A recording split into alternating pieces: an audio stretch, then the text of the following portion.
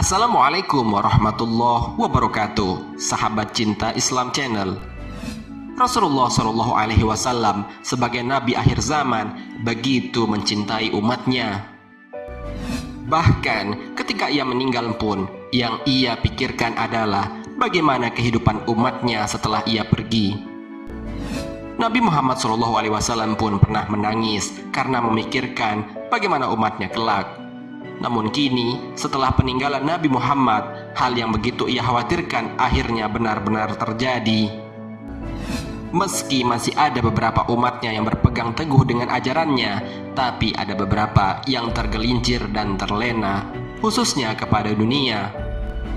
Kita ketahui memang Allah Subhanahu wa Ta'ala memerintahkan untuk mencari penghidupan, bahkan sampai diumpamakan malam sebagai siang dan siang menjadi malam.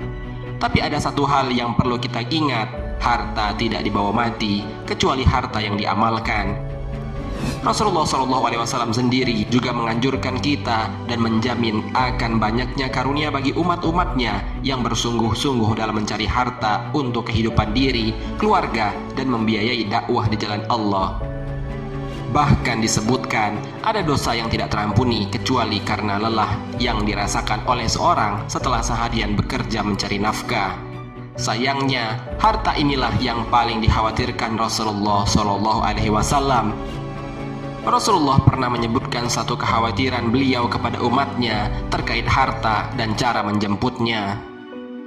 Kekhawatiran ini diriwayatkan secara sahih oleh Imam Bukhari dan Muslim dalam kitab sahihnya. Bukan kemiskinan yang aku khawatirkan pada kalian sepeninggalanku, melainkan jika dunia dibentangkan pada kalian, lalu kalian saling berlomba memperolehnya, hingga sebagian dari kalian memukul sebagian yang lainnya.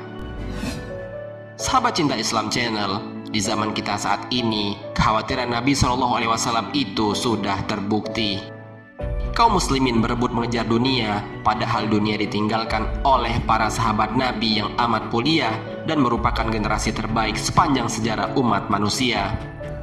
Jika para sahabat amat tak berhasrat dengan dunia, bahkan mereka langsung menghabiskannya di jalan Allah Ta'ala saat dikaruniai banyak harta, sebagian kaum muslimin justru mengeruk dunia melalui amalan-amalan akhiratnya. Padahal para sahabat dahulu sampai menangis sedih saat dikaruniai harta. Mereka langsung mencari rumah dan mencari sebanyak mungkin orang miskin yang hendak menerima infak mereka.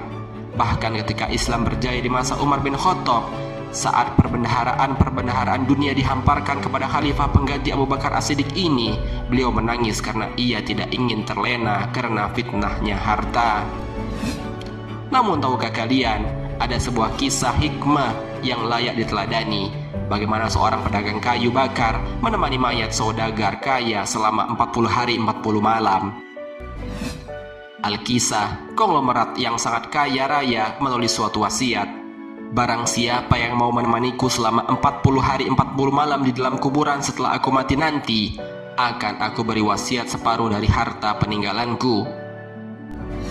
Lalu ditanyakan hal itu kepada anak-anaknya, apakah mereka sanggup menjaganya di dalam kuburan nanti? Tapi anak-anaknya menjawab, mana mungkin kami sanggup menjaganya ayah, karena pada saat itu ayah sudah menjadi mayat. Keesokan harinya dipanggillah semua adik-adiknya dan beliau kembali bertanya, adik-adikku, sanggupkah di antara kalian menemaniku di dalam kubur selama 40 hari 40 malam setelah aku mati nanti? Aku akan memberi setengah dari hartaku. Adik-adiknya pun menjawab, apakah engkau sudah gila? Mana mungkin ada orang yang sanggup bersama mayat selama itu di dalam tanah. Lalu dengan sedih, konglomerat tadi memanggil ajudannya untuk mengumumkan penawaran istimewanya itu ke seantero negeri. Akhirnya, sampai jugalah pada hari di mana konglomerat tersebut kembali ke rahmatullah. Kuburannya dihias megah, laksana sebuah peristirahatan termewah dengan sebuah perlengkapannya. Pada waktu yang hampir bersamaan, seorang tukang kayu yang sangat miskin mendengar pengumuman wasiat tersebut. Lalu tukang kayu tersebut dengan tergesa-gesa segera datang ke rumah konglomerat tersebut untuk memberitahukan pada ahli waris akan kesanggupannya. Keesokan harinya, dikebumikanlah jenazah sang konglomerat tersebut. Si tukang kayu pun ikut turun ke dalam liang lahat sambil membawa kapaknya yang paling berharga yang dimiliki si tukang kayu itu, karena kapak itu untuk bekerja mencari nafkahnya. Setelah 7 langkah para pengantar jenazah meninggalkan area pemakaman, datanglah malaikat Mungkar dan Nakir ke dalam kuburan tersebut. Si tukang kayu menyadari siapa yang datang. Ia segera agak menjauh dari mayat konglomerat tersebut. Di benaknya, sudah tiba saatnya lah si konglomerat akan diinterogasi oleh malaikat Mungkar dan Nakir.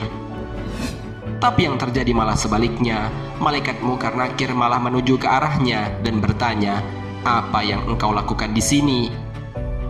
"Aku menemani mayat ini selama 40 hari 40 malam untuk mendapatkan setengah dari harta warisannya," jawab si tukang kayu itu. "Apa saja harta yang kau miliki?" tanya malaikat Mungkar Nakir. "Hartaku cuma kapak ini saja untuk mencari rizki," jawab si tukang kayu tadi. Kemudian malaikat Mungkar Nakir bertanya lagi, "Dari mana engkau dapatkan kapakmu ini?" "Aku membelinya," balas si tukang kayu.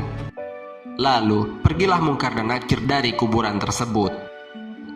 Besok di hari kedua, mereka datang lagi dan bertanya, "Apa saja yang kau lakukan dengan kapakmu?" "Aku menebang pohon untuk dijadikan kayu bakar, lalu aku jual ke pasar," jawab tukang kayu. Di hari ketiga dia ditanya lagi, "Pohon siapa yang kau tebang dengan kapakmu ini?" "Pohon itu tumbuh di hutan belantara, jadi tidak ada yang punya," jawab si tukang kayu. "Apa kau yakin?" lanjut malaikat. Kemudian mereka menghilang. Datang lagi di hari keempat, bertanya lagi, "Adakah kau potong pohon-pohon tersebut dengan kapak ini sesuai dengan ukurannya dan beratnya sama untuk dijual?"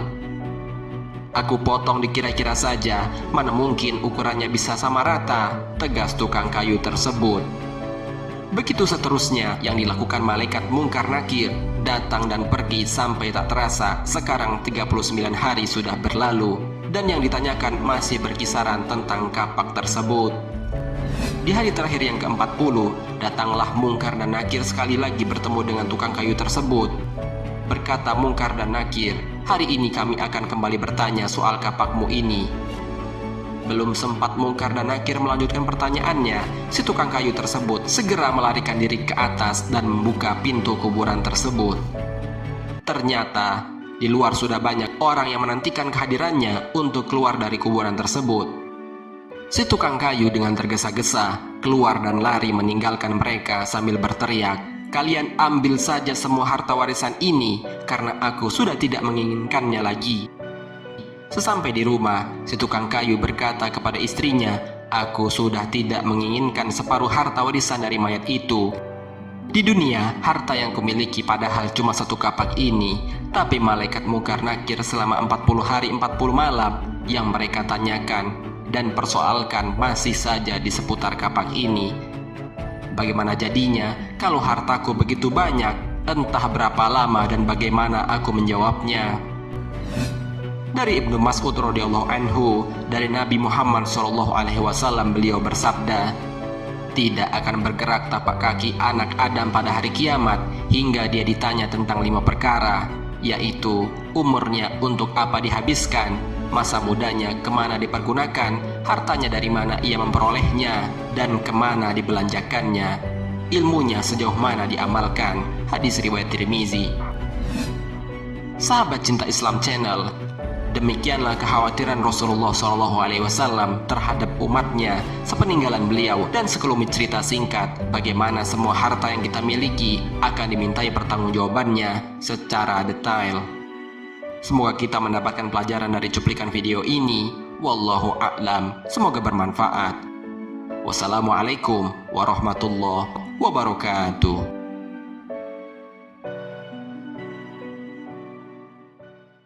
شكرا يا ربي شكرا